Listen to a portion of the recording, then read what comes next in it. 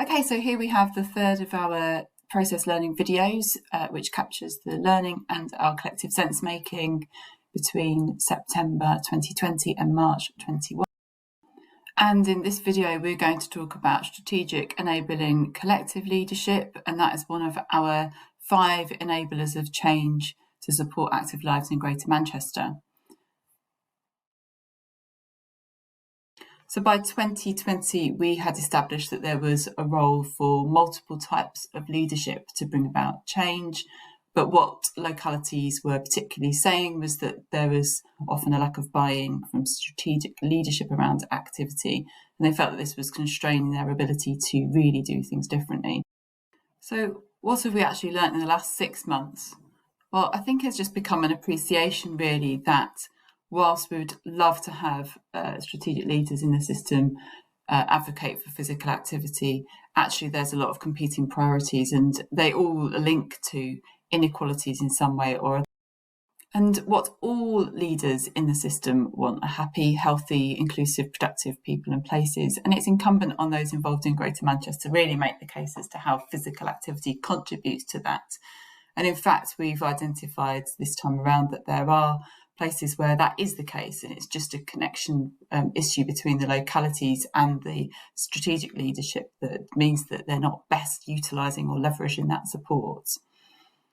So just to reflect again that where this does seem to be working, there does seem to be a good model of leadership that is leading to progressive action on inactivity inequalities, is where there is a flow between local communities, local officers, those in specialist roles and senior management in order to utilise the leadership capabilities at each and every level in overlapping and interconnected ways. And so this is leading us to be really more explicit about where we think leadership will reside. And whilst we've said everywhere, it makes sense to actually really drill that down into, it must include the workforce, largely it must include the voluntary and community sector, it must include people, it must include localities. And actually, when we look at the localities through that lens, we identify missing links in some of the places where they're struggling to make that kind of progress. We've also highlighted before that there's a strategic leadership programme going on, and actually that has built the confidence and skills of numerous people in the system. And what we're actually finding now is that when they go back to their localities, they are sometimes struggling and even frustrated about how they can actually put those things into place, because the system isn't necessarily geared up to support those dynamic models of leadership. So this highlights a need to actually work on building in explicit structures, plans for place-based working that groups and individuals can buy into and can see their role within.